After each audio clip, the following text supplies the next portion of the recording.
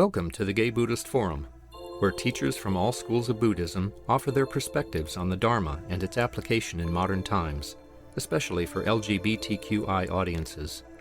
These talks are offered freely to the world and made possible by appreciative listeners. If you would like to support our efforts to share the Dharma with underserved audiences, please visit gaybuddhist.org. There you can donate, find a list of upcoming speakers, or enjoy many hundreds of these recorded talks dating back to 1996. All right, welcome back. So it's our custom to go around the room and introduce ourselves kind of slowly with a breath. And then I'll introduce our speaker and we'll have our talk. So my name is Grisha. David, he, him. And Greg. Laura, she, her. Mario. Matt. Michael. Bob. Cass. Juan. Peter. My name is Harley. Bob. I'm David. Matthew. I'm Ed. My name is Jerry. My name is Jeff. I'm Larry. Jack. My name is Stephen. My name is Tony. I'm George. I'm Brad. Tim. Susan, she, they. I'm Mike. Kevin. Michael. I'm Richard. My name is Joe. Jim. Jim. Don. Lee. Jay. Lee. Ryan. I'm Kay. Frank. My name's Christian. Everybody's introduced. Can we push the door back open? Thank you. We've had some suspected theft, so I like to keep an eye on the door. So thank you. All right, so let me introduce Dale Borglum, who is the founder and executive director of the Living Dying Project. He is a pioneer in the conscious dying movement and has worked directly with thousands of people with life-threatening illness and their families for over 30 years. In 1981, Dale founded the first residential facility for people who wish to die consciously in the United States, the Dying Center. He has taught and lectured extensively on topics of spiritual support for those with life-threatening illness, caregiving as a spiritual practice, and healing at the edge of illness, of death, of loss, of crisis. Dale has a BS from UC Berkeley and a PhD from Stanford University. He is the co-author of Journey of Awakening, a Meditator's Guidebook, and has taught meditation for the past 35 years. Welcome, David. Thank you. Thank you for having me back. And it's so wonderful to see so many faces. It seems like I come here once a year. After that introduction, I think I have to confess that I'm really not very interested in dying.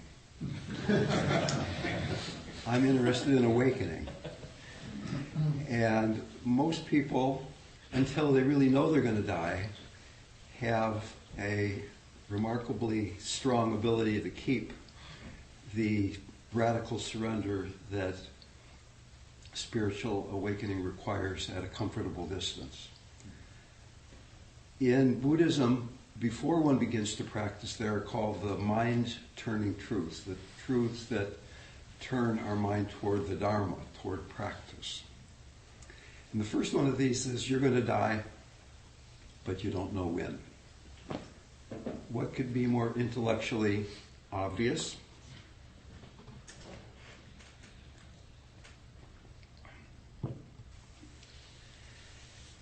So, in having a life in which I am regularly coming in contact with people who are approaching death, it keeps reminding me what is important. My first meditation teacher, Suzuki Roshi, who, as many of you know, founded the San Francisco Zen Center, said that the most important thing is finding the most important thing. What is the most important thing? I've got a client now who's a 22-year-old, very beautiful young man who has a brain tumor. And he just said to his mother a few days ago, and she reported this to me, he said, as I'm getting closer to where I'm going, I'm becoming less and less afraid. So we're all getting closer too. I have a very dear friend who takes in rescue dogs, hospice rescue dogs, very old dogs who are dying. She's the mother of my son, and I go up and visit them every other weekend in Placerville. So a few weeks ago, she got a dog named Charlie, who 2 weeks before had his eyes taken out because he had this very painful eye infection. They couldn't really treat the infection, so they took his eyes out. So here's this 15-year-old Lhasa Apso dog who, for 2 weeks now, hadn't been able to see. He's this very brave little creature, moving around the house. I took him for walks. He would bump into things, but he mapped out what the room was like. And then when Christmas came and the Christmas tree was put in, he got upset because there's a tree where there hadn't been a tree, right? It was very easy to have compassion for Charlie. In fact, what I'm going to talk about today is compassion, and the title is Compassion is Not an Emotion. On the other hand, I would like to say that when you die, Donald Trump will be at your bedside. And what I mean by that is that any place that you unconsciously react to that notion of Donald Trump, whether in a positive or a negative way, is going to be part of your makeup now and until you really have compassion for that part of you that reacts to him and that part of him that does what he does. That is going to be something that is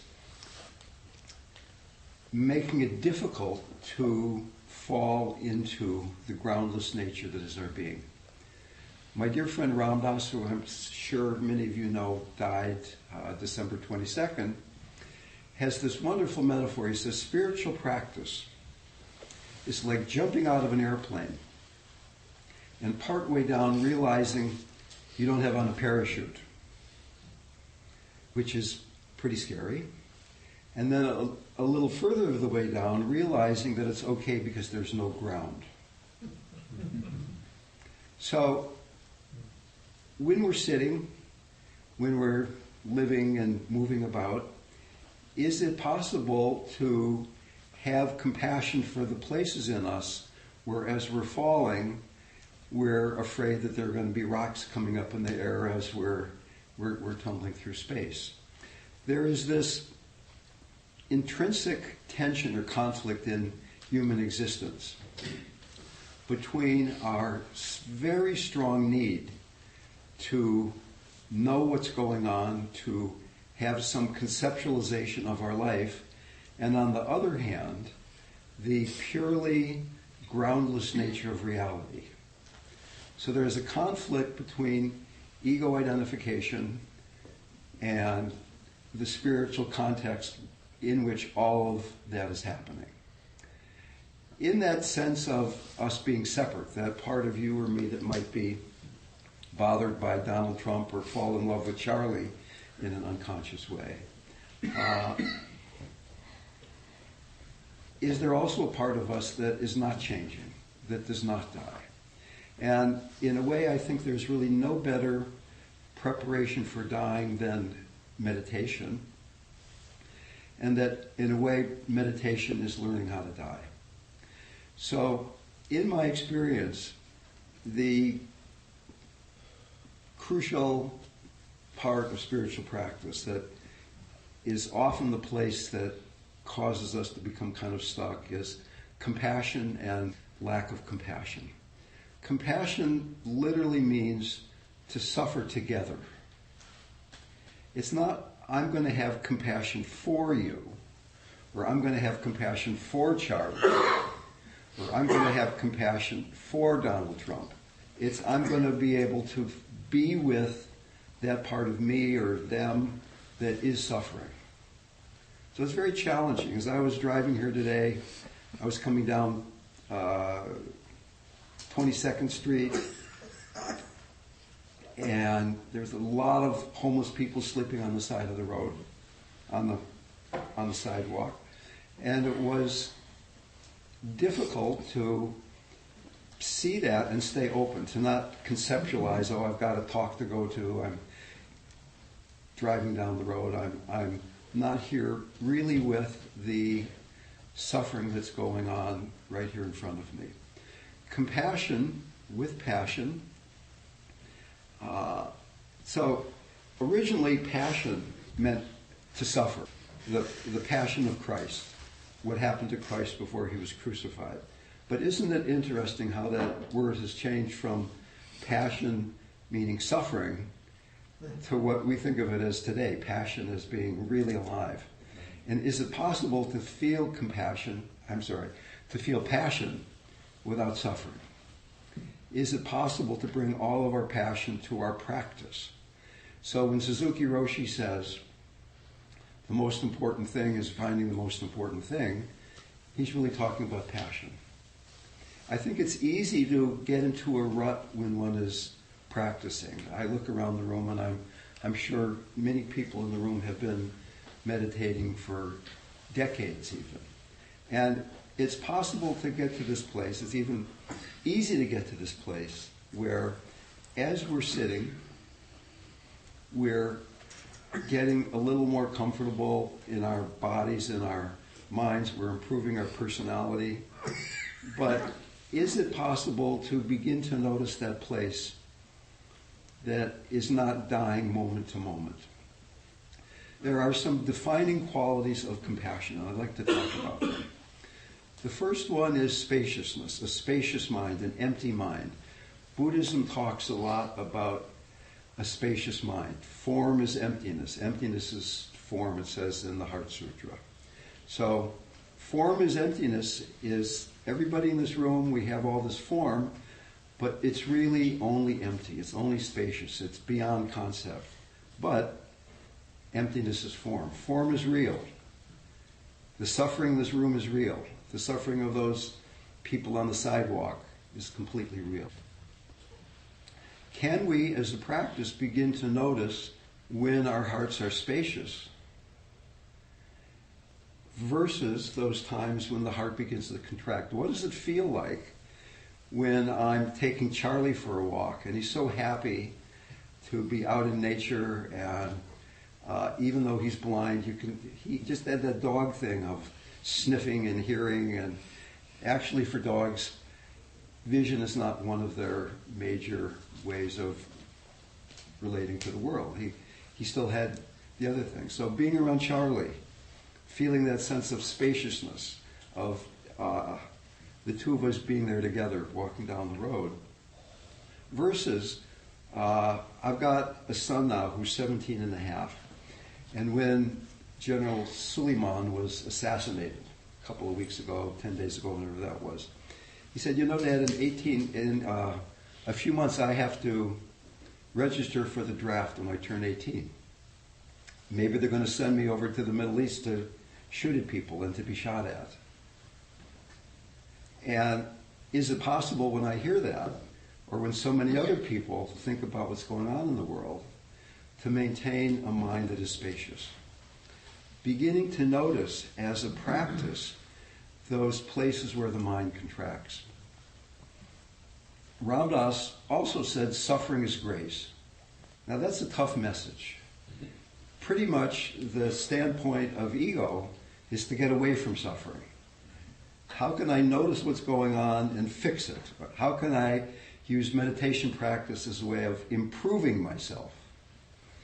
So the question comes then, what is it you want? What is the most important thing? If the most important thing is being happy, then suffering as grace doesn't make too much sense. If the most important thing is being free, if the most important thing is the truth of the moment, then suffering is grace, because suffering is showing us that place where the heart is not empty and spacious. That each time there's that contracted feeling.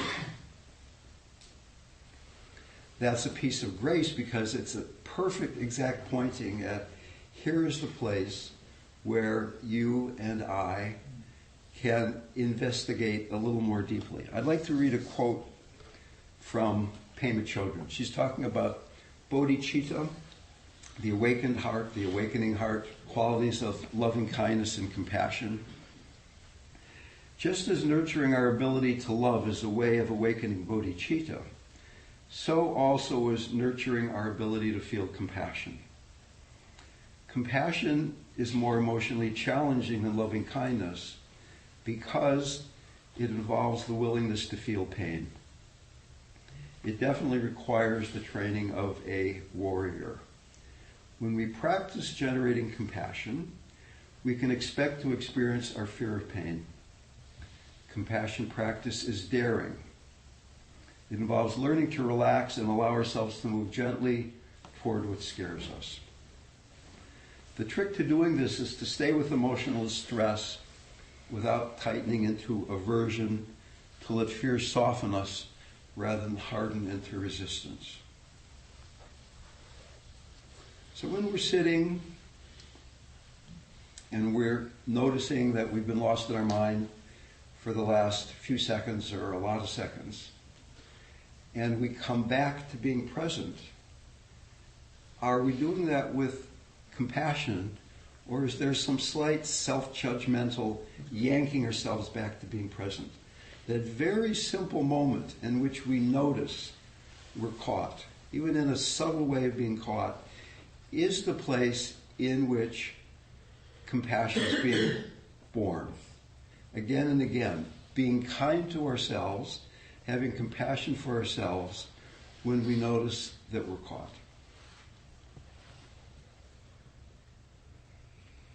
So, I think it's easy doing Buddhist practice to, as Westerners, to not quite fully understand the teaching, in the sense that I notice that when I'm sitting, the mind comes and the mind goes, sensations in the body, and it's very easy to stay on the surface of the mind. Just watch this thought, watch that thought, come back to the breath, watch this thought, that thought.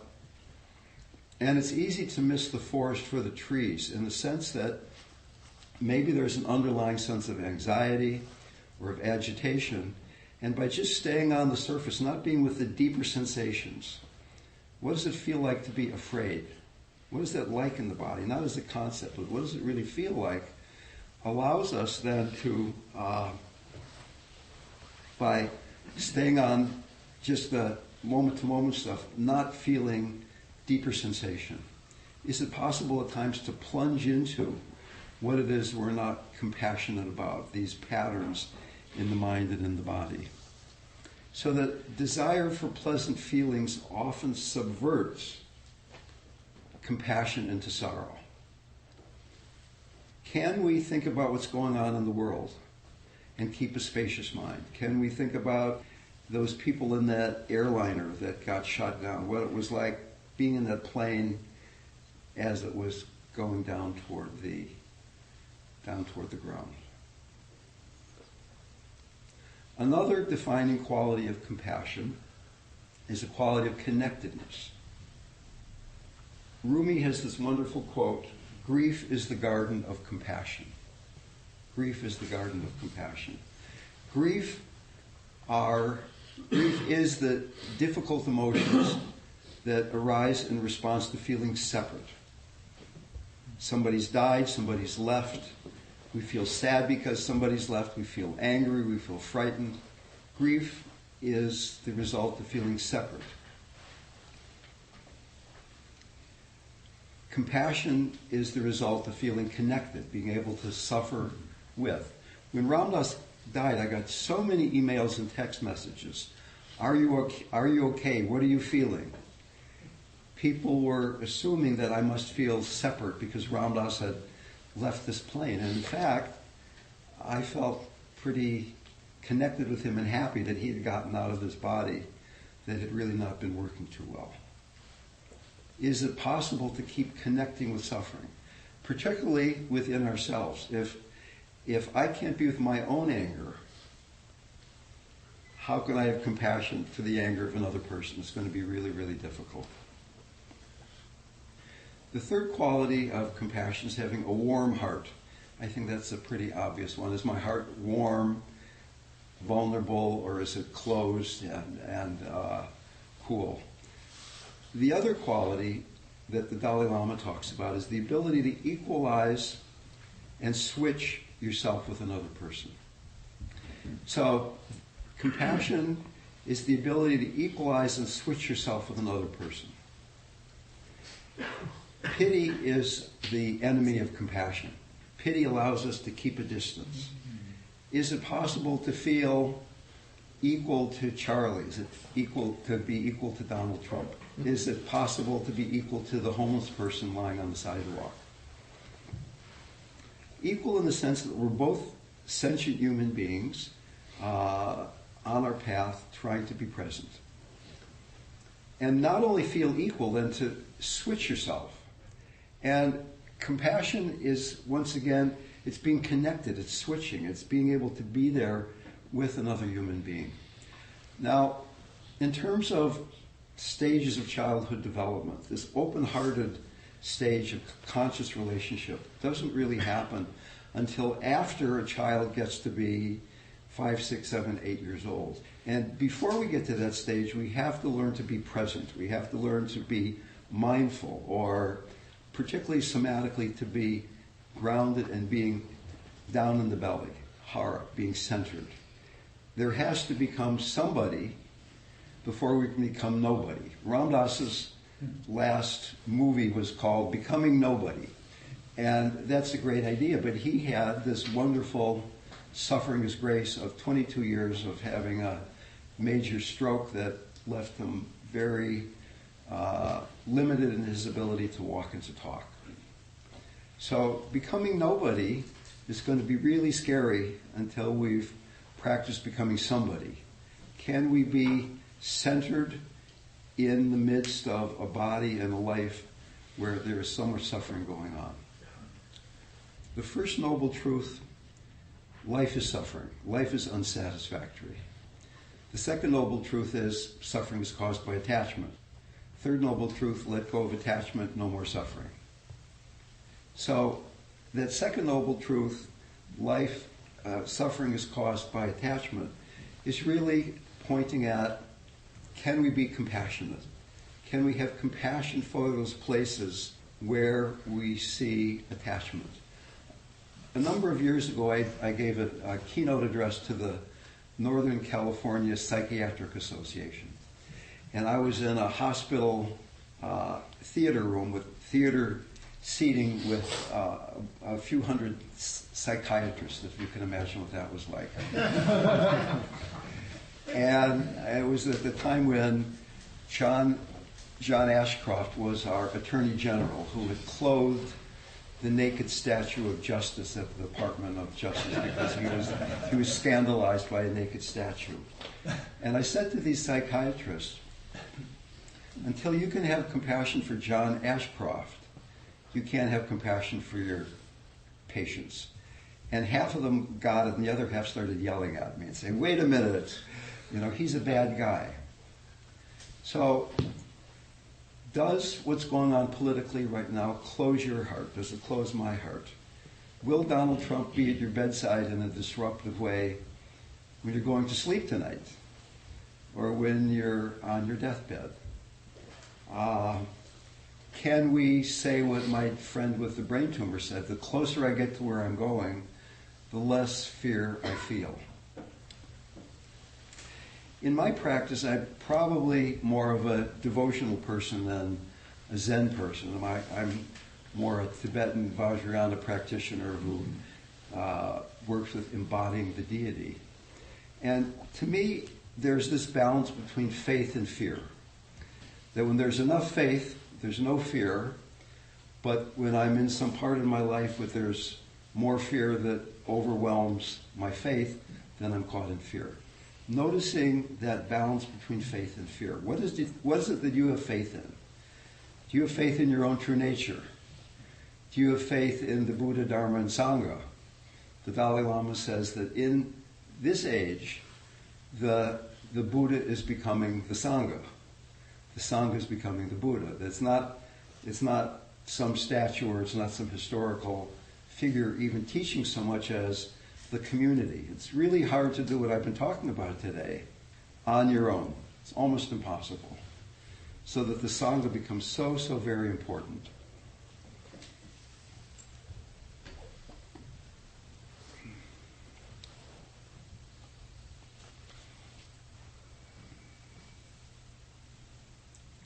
Very often we're addicted to suffering.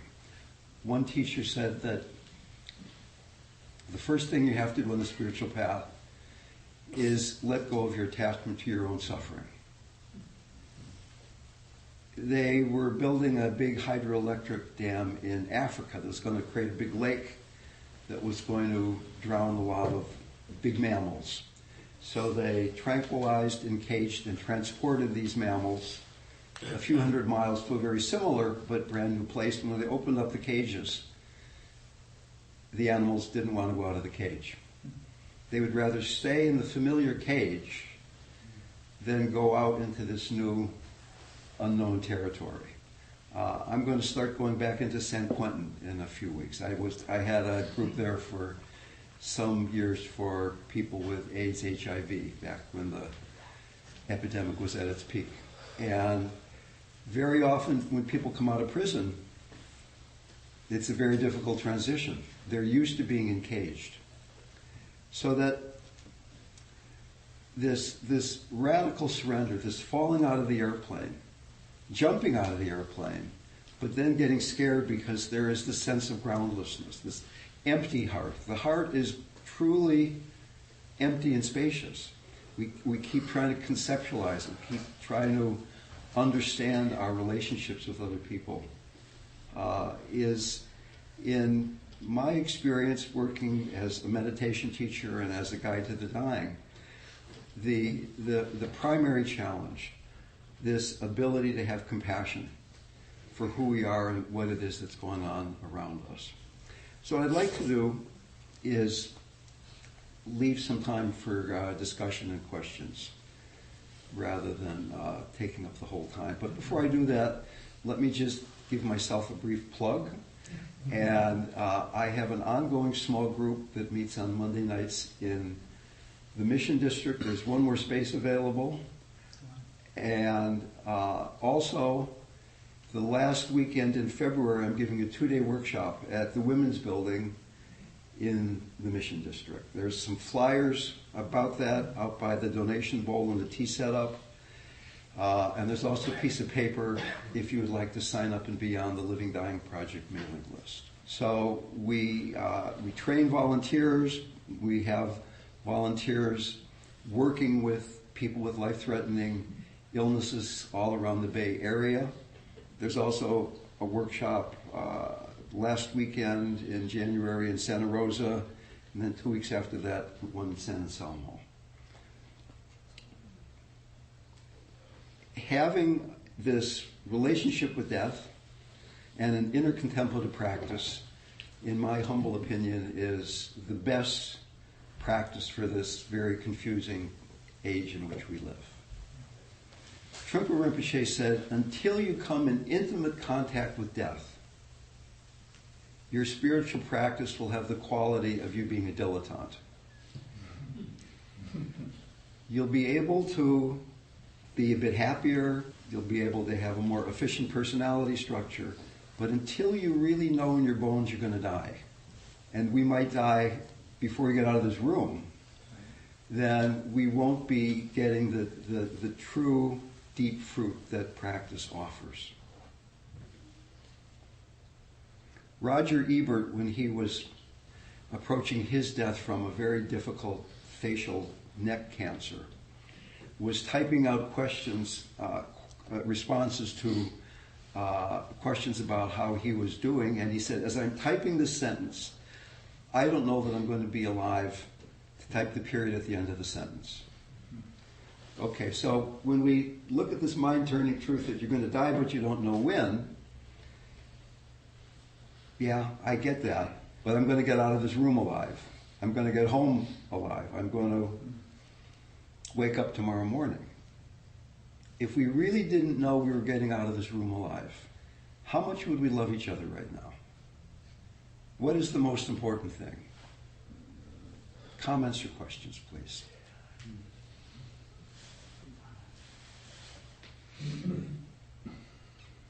Yes.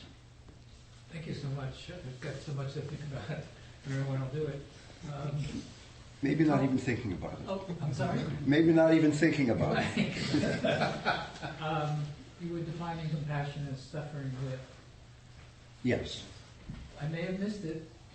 Where does compassion for self fit in there? How does one do that? So traditionally, compassion from Eastern traditions is taught as compassion for the other person. And it's assumed that if you're a practitioner, you have compassion for yourself. The Dalai Lama on his third visit to America said, "Now I'm beginning to understand, and it really makes me sad you Americans don't like yourselves." So that we often have to extrapolate these teachings of how we're practicing compassion for and with other suffering beings to having compassion for ourselves. I've been facilitating these groups, and in fact, I've been a meditation teacher. I was trying to calculate how many years that was, but it's somewhere between 45 and 48 or something like that. And still,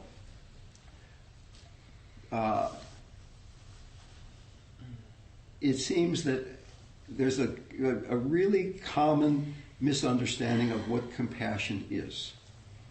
That the compassion is not just being nice and warm and fuzzy, but it's keeping the heart open in the context of suffering, whether it's your suffering or the suffering of somebody else. So you're sitting there, you're meditating, and you start thinking about something really unpleasant. Maybe you've got a problem going on in your body, in your relationships, or your finances or something. Difficult emotions, difficult sensations. And does the mind then contract around those feelings? Do you identify with, I'm somebody who is sick, I'm somebody who's having a hard time? One of the easiest ways to cultivate compassion for self is working with unpleasant sensation. I recently had to go to the dentist, and there was decay under a tooth that had a crown on it. So they had to take the crown on and drill on the tooth with a live nerve in it. And I said I didn't want any anesthetic. Now, I'm not bragging. I'm not saying you should do this. But yes, I felt unpleasant sensations for about 20 or 30 seconds. But I didn't have to have that needle in my gum. I didn't have that for the rest of the afternoon. I didn't have those drugs in my bloodstream. Is it possible to feel something unpleasant and not automatically react to it? Is it possible to be awake during being afraid? What does it feel like to be afraid? Almost never do we feel fear. We remember fear. We conceptualize fear. But as soon as fear arises, we almost always focus on the trigger. I'm afraid of that out there. In Tibetan Buddhism, there's a slogan in the Lojong teachings, drive all blames into oneself. So that as soon as we're blaming the traffic or the weather or the politics for how we're feeling, rather than our relationship to what's going on out there, healing is not going to be happening. We're driving the blame back into ego clinging rather than the environment. So the two people can have the same sensations or the same emotional arising, and one of them suffers and the other one doesn't. Not beginning to do the practice with Donald Trump or environmental catastrophe, but in more subtle ways, how are you suffering? What is it that bothers you a bit? Maybe even practice, you turn on Netflix, you turn on a sad movie or a scary movie, and just, can you be aware of the sensations without conceptualization? So awakening compassion is really part of a healing process, a healing path. The first step in healing is you have to be aware of, you have to be present for what needs to be healed. Mindfulness, in sense of embodiment, it's being grounded and centered, the martial art of being you. The second step is opening the heart of compassion. There have been studies done by these psychologists, Buddhist psychologists at the University of Wisconsin-Madison, showing, not too surprisingly, that mindfulness leads to a greater sense of well-being. But what they found is that if you add compassion, you go towards well-being much more quickly. So now there's two things to do. You're aware of what's going on, and you open your heart. You feel compassion for suffering. You feel loving kindness if there's no suffering going on. Compassion is simply loving kindness in the context of suffering. Stephen Levine poetically put it, compassion is keeping your heart open in hell. Then the third step, so Hinayana practice, you've got to be aware of what's going on. Mahayana practice, having compassion for the suffering. Vajrayana practice, that even the suffering is the deity. We are Chinrezi, we are the god of compassion, we are Tara, we are Manjushri. That suffering itself is what is taking us back home. It's showing us the way. So that we can have faith, we can realize that it's all the deity from a Vajrayana perspective, eventually then going beyond the yanas into non-dual, non-practice, Dzogchen, Mahamudra, Mahaati, Advaita Vedanta, that we are whole, and that is what we die into. So that to the extent that we're able to rest in that wholeness, it makes it that much easier to die. So two paths. One path is compassion for suffering, working with the difficult. The other is realizing our wholeness. So first of all, thank you for your marvelous talk, which stirred up a lot of thoughts. And one of them sort of contrasted with the point is drive all blames into yourself and not blame, because what was arising from my mind was that a major, perhaps the strongest impediment to compassion was blame.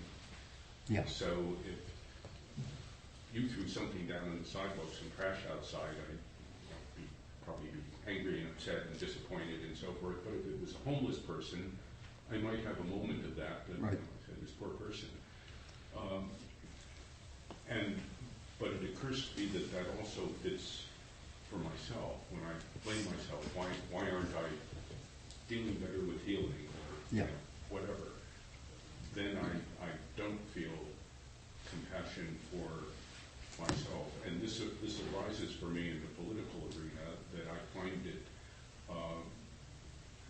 much easier to have compassion for the Trump supporters than I do for for me is more excessive people who are, kill them all because they're evil Trump supporters. Right. Because I think they should know better. So I think you're making a very important point here, is that one of the main impediments to compassion is judgment, the judging mind, the superego. And that's a whole other talk that we're not going to have time for. We only have a few more minutes here. But in answer to that first question, is one of the ways to cultivate self-compassion is to begin to notice the way you judge. You judge yourself in particular, and by extension, judging what's going on in the world. And can you really feel what it's like to have a judging mind? It's suffering. But at the same time, from the standpoint of the ego, it's a little more comforting to be judging yourself for all the bad stuff out there than surrendering into what it actually feels like to be with the totally groundless nature of reality, this falling through the sky with no ground, which is, we're talking about radical surrender. We're talking about dying moment to moment to who we think we are. So having these unpleasant conceptualizations is in some way, from the standpoint of the ego, preferable to dying. metaphorically. Okay, we have time maybe for one more. Please. Hi, thank you very much. I've only been meditating for 4 or 5 years, and I tend to be very concrete and sort of give me a method, give me the steps, which I know isn't always the way things work. But I was wondering, when you were talking about noticing when you're meditating, you know, when are you feeling attachment, when are you feeling aversion, when are you feeling fear? But a lot of spiritual and psychological practices say go into your feelings, face them. Are you saying while you're meditating, really like turning your attention to that, or like just noticing it and then, if you can, outside of meditation? That's a great question, and unfortunately it's a long answer. There's not a lot of time. So there's really 2 kinds of practice. Practice with a goal and practice without a goal. So just sitting, Suzuki Roshi, Soto Zen, just put your butt in the cushion, put your butt in the cushion and just watch. Okay. But because we are psychological beings here in the West, whether you're going to therapy or somatic therapy, you can still bring practice with the goal to meditation sometimes, of beginning to notice what patterns habitually keep arising again and again and again. My first guru, Bob Dylan, said, what price do we have to pay to get out of going through all these things twice? How many tens of thousands of times does the same pattern arise in your meditation practice? So if you begin to notice this pattern, then you can do a practice like taking and sending, Tonglen, or just compassion for that part of you. Suppose there's some pattern you begin to notice. Can you then begin to have compassion for how much suffering you've had in your life because of that one pattern? And it's not just painting a picture in your mind, it's suffering with, together. Can you remember how much you've suffered and open your heart to that? Or when you see a homeless person, or you think of Donald Trump, you imagine how they're suffering, and then you feel it. It's not just, okay, he's having a hard time and I'm going to shoot some compassion at him. Compassion is a state of being. It's not an emotion. So compassion is for yourself and for what's going on around you and for all beings. It goes up, down, back, front, right, left. And it's not just beaming it toward yourself or towards somebody else. So that it's easy to use practice as a way of avoiding suffering. John Wellwood, who died about a year ago, talked about spiritual bypassing, that we're identified as a meditator and using meditation to push our suffering away. So I'm afraid I'll have to leave it at that. That's a great question. I do have a website, the most complete site on the web, with a lot of free lectures, guided meditations that go into that question particularly in much more depth than we're going to have time to do today. Thank you all very much. Ram. For the record, I had a tickle. I wasn't saying cut off. All right, so announcements. Well, I guess I'll start. I am the host, and so welcome everyone to a little food out there and to a little social time after the closing here. There's a sign-up sheet on the credenza in case anyone wants to sign up and be on our list. Several of us meet at 12:30 to go out for lunch. You can do that. There is a dishwasher, so if you would be so kind, if you have any dirty dishes, which may be a teacup, just rinse and just put in the dishwasher. And I'll be walking out with a Donna bowl. And did you want to say a few words about Donna? Sure, just Donna is generosity, and so we suggest $10 or $20 if you can, and that money is used to pay for the rent on this beautiful shrine room, and supports letters and newsletters that go out to prisoners, and people who can't be in our Sangha physically. Also, we do a monthly dinner for Larkin Street Youth. So, and if you want a more intricate breakdown on how the money's used, you can get that, but just trust that when you give, you're giving to a lot of good stuff. And I'll be around for a bit afterward. If anybody wants to ask about the project or anything, I'll stick around. Any other announcements? Yes. I have treasurer functions. I want to say welcome to the people who are new here and who have not been here in a while. Thank you for coming. To those who have been here more regularly, they may be bored with what I'm about to say, but another way of giving to the Sangha is through the community thrift store. We are a beneficiary. We've just passed the season of Christmas, of giving and receiving. We may have given stuff that we didn't need. We may have received stuff that we didn't want. Feel free to give it to the community thrift store. You can mention that you would like it, the benefit to go to the Gay Buddhist Fellowship, and they will do that. We're organization number 40, but you don't have to remember that. But it's an easy way throughout the year of giving to this community. And thank you. Our teacher next week is Bill Shine, who's been teaching mindfulness since 2001 and leads corporate mindfulness workshops throughout the Bay Area, as well as classes in mindfulness-based stress reduction. He's a senior facilitator with the Potential Project, teaches online mindfulness classes with eMindful, and works with individuals as a mindfulness coach. He is a graduate of Spirit Rock's Community Dharma Leaders Program and is a former president of the board of San Francisco Insight Meditation Community. He's the author of The Mindfulness Guide, Moment by Moment, and he blogs about mindfulness and Dharma on his website, www.stressreductionatwork.com. That's for next week. Anyone else? Any announcements? And then we'll gather for the dedication of merit. Do you have something special you want to do, or do we have our canvas?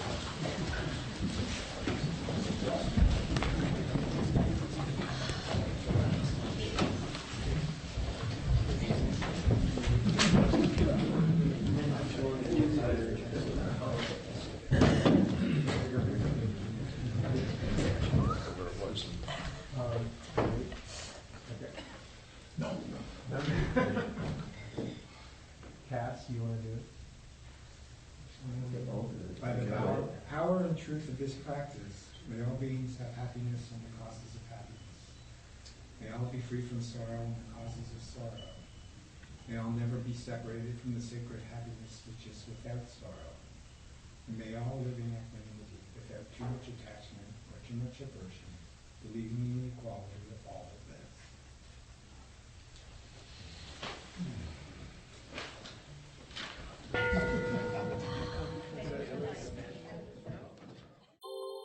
Thank you for listening to the Gay Buddhist Forum. If you would like to hear several new talks per month and be notified of upcoming speakers so you can participate live, please subscribe to this podcast, like us on Facebook, and join our mailing list by visiting gaybuddhist.org.